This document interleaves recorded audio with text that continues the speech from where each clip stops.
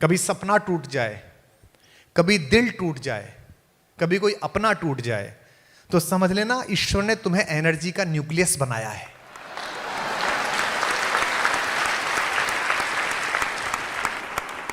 अगर कभी मन में ये आए कि यहां ये बात अटक गई, ये बात नहीं हुई, कोई भी लक्ष्य तुम्हारे जीवन से बड़ा नहीं है।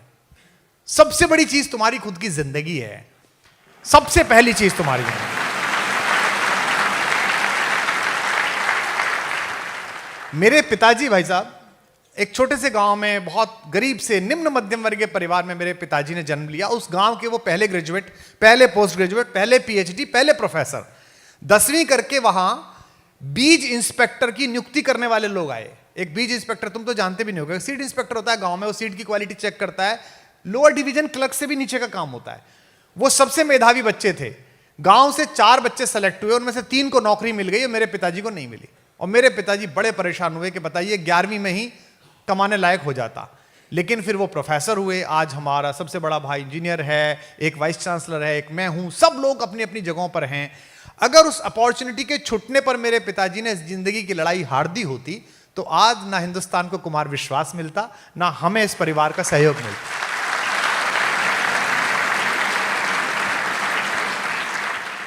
आज संयोग से कलाम साहब का दिन भी है, हम उन्हें भी याद कर रहे हैं। और मेरा सौभाग्य है कि मुझे उनके दर्शन के और सत्संग का अवसर मिला। वो भी आपको पता है कि एनडीए में सेलेक्ट नहीं हुए थे। और उसके बाद जब उन्होंने पूछा शिवानंद स्वामी से कि मैं क्यों सेलेक्ट नहीं हुआ, तो शिवानंद स्वामी ने कहा कि तुझे जहाज उड़ाने के लिए नहीं भेजा ईश्वर ने, तुझे किसी बड़े काम के लिए भेजा है। और आज पूरी दुनिया में मिसाइल लॉन्चिंग में हम सबसे नंबर 1 है, पूरी दुनिया की मिसाइल हम उड़ाते हैं। तो खूब मेहनत करो, खूब पढ़ो, एनआईटी, आईआईटी, आरईसी, कहीं ना कहीं एडमिशन हो जाएगा। 1% अगर ऐसा लग रहा है कोई चीज नहीं हो रही है, मेहनत में कमी नहीं करनी है। लेकिन तुम्हारे माँ बाप का सबसे बड़ा सपना क्या था और क्या है? जिनके माता पिता हैं या जिनके माता पिता नहीं हैं, उनका सबसे बड़ा सपना क्या था? मेरी बेटी से मैंने एक दिन पूछा, वो बाहर पढ़ी है और अपना काम करती है, अपनी एक इंडस्ट्री चलाती है। मुझे इतना अच्छा लगा उसका जवाब। मैंने उससे पूछा कि बेटा लाइफ में तू क्या करना चाहती है? सोचो इसका क्या जवाब हो सकता है। उसने मुझसे कहा मैं खुश रहना चाहती हूं। कितनी सुंदर बात है। तुमसे कोई भी पूछे कि तुम क्या बनना चाहते हो, इंजीनियर बनना बाई प्रोडक्ट है।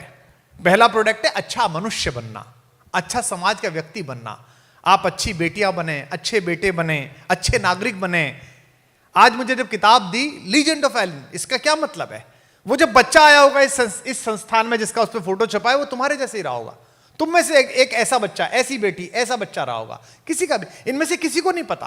आज मैं यहां घोषित कर रहा हूं, यहां मैं पढ़ रहा हूं, मुझे नहीं पता कि आज मैं 50, 51, 52 साल का हो गया। 25 साल बाद जब मेरा 75वां साल मना रहा होगा, तुम में से कोई देश का राष्ट्रपति होगा, कोई प्रधानमंत्री होगा, कोई दुनिया का सबसे बड़ा टेक्नोक्रेट होगा। ये अलग भट्टी में ढल के लोग नहीं आते, ये अलग खांचे में नहीं आते। इस देश को औद्योगिक घरानों के बेटे बेटियां नहीं चलाते। इस देश को तुम और हम चलाते हैं, जो मास्टरों के, क्लर्कों के, किसानों के बच्चे हैं। मेरा नहीं हुआ था आईआईटी में। 117 रुपए का फॉर्म भरा था मैंने। कैलकुलस कमजोर थी और ऑर्गेनिक कमजोर थी, नहीं हुआ। कोई दिक्कत नहीं, मैंने 117 का फॉर्म भरा था। आज की डेट में मैं आईआईटी से 117 करोड़ वसूल कर चुका हूं, पूरे देश के आईआईटी से।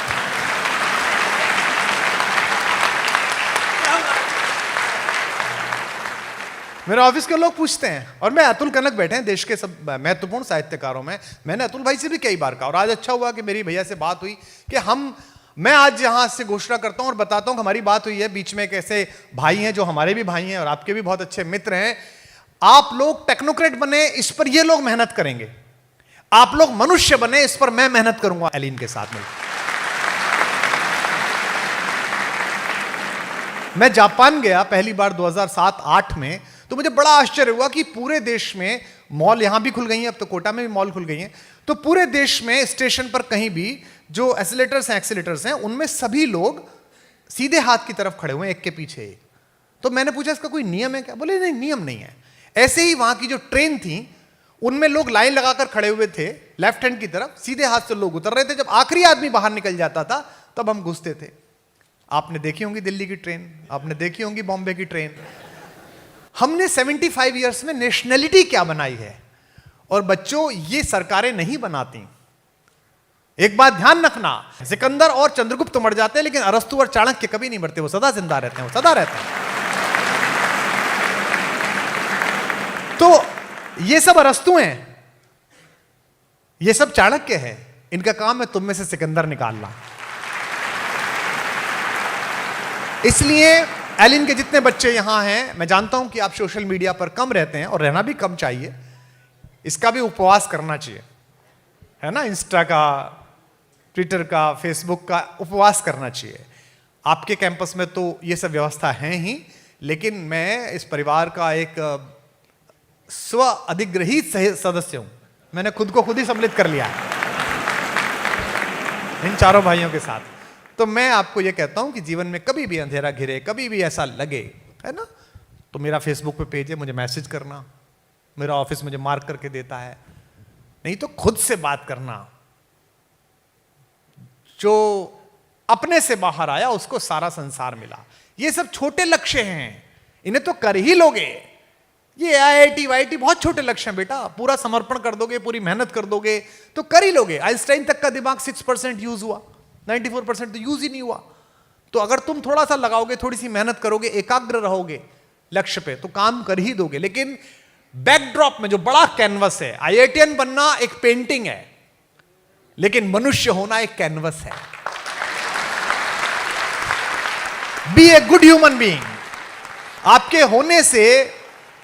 होने से आपका परिवार, आपका इंस्टीट्यूट, आपका, अगर जिस बच्चे के साथ तुम रहते हो, जिस 2 लड़कियां जो एक रूम में रहती हैं, 4 बच्चे जो एक रूम में रहती हैं, अगर बची हुई 3 बच्चियां, बचे हुए 2 लड़के जो लड़के रहते हैं, अगर वो तुम्हारे होने से खुश नहीं हैं, तो तुम्हारा आईआईटीएन होना भी बेकार है, तुम्हारी कोई सफलता अच्छी नहीं है। तुम्हारे होने से लोग खुश हों, तुम्हारे होने से, देखो बेटा, कोई भी चीज जब टूटती है तो उसमें से एनर्जी निकलती है। सर बताते हैं ना, यही बताया गया ना, हमको भी यही पढ़ा गया। जो तुम कर रहे हो वो मैंने सब करा है ना। ये तुमने तो, मैंने तो 11th में ही पूरा याद कर दिया था कि पूरी पीरियोडिक टेबल याद कर दो। Hydrogen, helium, lithium, beryllium, boron, carbon, nitrogen, oxygen, fluorine, Na, MgL, KCl, SCr, VCr, Mn, Fe, CONi, COZn, पूरी याद कर देते। मैंने कहा ये बड़ा तंग करेगी, इसे आगे से पीछे और ऊपर से नीचे याद कर लो।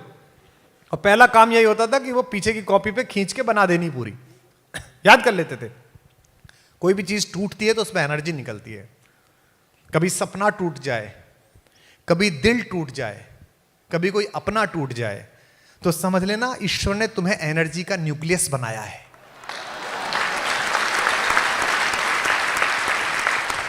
अब ये तुम पर है कि एनर्जी टूटे तो कोई बम बना लेता है और कोई बिजली बना लेता है। जो निगेटिव लोग हैं वो बम बना लेते हैं। मेरी खुद की लाइन से मैं खत्म करता हूं कि हिम्मत का सागर लांघो तो लहर लहर जयकारा होगा। एक घर से निकाला हुआ लड़का जिसके पास केवल एक वलकल था, एक कपड़ा था, पत्नी थी और भाई था, पैरों में चप्पल नहीं थे, उसने 7 बार दुनिया जीते हुए रावण को घर जाके पटक के मारा, अनस्किल्ड फोर्स को लेके। रावण की फोर्स तो स्किल्ड फोर्स थी, देवासुर संग्राम में देवताओं के चक्के छोड़ा दिए थे, लेकिन घर में घुस के मारा।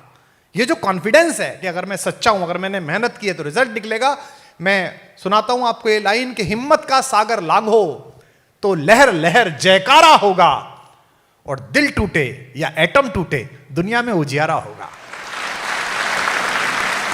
तो अगर कभी भी दिल टूटे, अगर कभी भी मन परेशान हो, तो मान लेना कि भगवान ने तुम्हारा न्यूक्लियस चुन लिया। You are the luckiest one. अब काम होने वाला है, अब तुम करने वाले हो, और आत्मविश्वास इतना रखना, कोई फर्क नहीं पड़ता कौन सी रैंकिंग आई, 100वीं आई, 1000वीं आई, कोई फर्क नहीं पड़ता। जब जटायु के घाव पूछ रहे थे राम, तो राम ने पूछा कि चाचा आप मेरे पिताजी के दोस्त रहे हो, मैं आपको स्वस्थ करा दूं, मतलब हॉस्पिटल ले चलूं। जटायु ने कहा कि नहीं बेटा, अब मेरे मरने का समय आ गया। जटायु फाइटर प्लेन चलाते थे। ये जो गिद्ध विद्ध का मामला है ना, ऐसा नहीं था, वो फाइटर प्लेन चलाते थे। उस जमाने में टेक्नोलॉजी थी कि दूसरे के प्लेन में क्या हो रहा है ये आप अपने स्क्रीन पे देख सकते थे। तो उन्होंने देखा कि उस प्लेन में जो ऊपर जा रहा है सबसे बड़ा एयरफोर्स 1, उसमें एक सीता का अपहरण हो रहा है। ये एयरफोर्स 1 शांति की सीता का अपहरण आज नहीं कर रहा, पहले से करता है ये। अब थोड़ा दूर रहता है, न्यूयॉर्क रहता है, पहले लंका में रहता था। तो उसने देख लिया कि इसमें एक महिला का अपहरण हो रहा है, उसका वॉइस सैंपल उसने डेटा में डाला, तो वॉइस सैंपल डेटा में डाला तो सीता से मैच किया, तभी उसने कहा कि आपकी पत्नी का अपहरण हुआ है। ये साइंस है, सब पूरा साइंस है। तो उन्होंने कहा कि मैं आपका इलाज कर दूं, तो उन्होंने कहा नहीं बेटा, अब तो मेरा समय आ गया, अब मैं जाऊंगा। तो जटायु ने पूछा कि बेटा, जब मैं ऊपर जाऊंगा तो तुम्हारे पिता मिलेंगे, दशरथ मिलेंगे, मेरे दोस्त, मैं उनसे क्या कहूं? अब एक लड़का जो घर से निर्वासित है, वनवास में है, उसकी पत्नी का अपहरण रावण करके ले गया और वो अभी युद्ध करने के लिए जा रहा है, सेना बनाएगा बेचारा, वो क्या बोले? रामचरितमानस में बाबा तुलसीदास कहते हैं, इसे कॉन्फिडेंस कहते हैं, इसे राम बनना कहते हैं, ऐसे बनो। वो कहते हैं आप मत कहना चाचा जी, पापा से जाके आप कुछ मत कहना, जो मैं राम, अगर मैं उनका लड़का हूं तो कुल सहित, खानदान सहित कहीं दशानन आए, रावण खुद ऊपर आके बताएगा कि क्या कर दिया था उसने। इसे कहते हैं confidence. This is called confidence. आप मत बताना पापा को। तो कभी पापा फोन करें, मम्मी फोन करें या परिवार का कोई फोन करे, सर पूछें, तो यही कहना कि सर चिंता मत करो, जिस दिन रिजल्ट निकलेगा उस दिन बता दूंगा क्या मेहनत कर रहा हूं, कैसा पढ़ रहा हूं, क्या काम कर रहा हूं, उस दिन पता चल जाएगा। और अगर बाय द वे कोई परीक्षा की कमंद ना छूटे तो जिंदगी की आखिरी परीक्षा थोड़ी है। जब भी कोई पूछे तो मेरा बता देना, मेरा नहीं हुआ, क्या फर्क पड़ा, जो कर रहे हैं मैंने एक रास्ता चुना, आप अपना रास्ता चुनेंगे और आप बेहतर करेंगे। दुनिया परीक्षाओं के हथौड़ों से नहीं गढ़ी जाती, प्रतिभाओं की सोच से गढ़ी जाती है कि आप प्रतिभा कैसे। तो आज तो कार्यक्रम है, मेरा तो मन था कि मैं आप लोगों से मिलूं। विशेष रूप से एलन परिवार ने आपको अपना बच्चा, अपनी बेटी, अपना बेटा समझ के गलेजे से लगाया है, और यही खूबसूरती है। व्यवसाय तो बहुत लोग करते हैं, पैसे तो बहुत लोग कमाते हैं, हर फूल वही माना जाता है जो आसमान में सुगंध और पृथ्वी में बीज छोड़ के चला जाए। सुगंध तो इनकी फैल ही रही है और बीज आप लोग हो, जिससे बड़े वृक्ष बनेंगे। मिले हर जख्म को मुस्कान से सीना नहीं आया, अमरता चाहते थे पर जहर पीना नहीं आया। तुम्हारी और मेरी दास्तां में फर्क इतना है, मुझे मरना नहीं आया, तुम्हें जीना नहीं आया। बहुत शुक्रिया, बहुत धन्यवाद। मुझे मरना नहीं आया, तुम्हें जीना नहीं आया।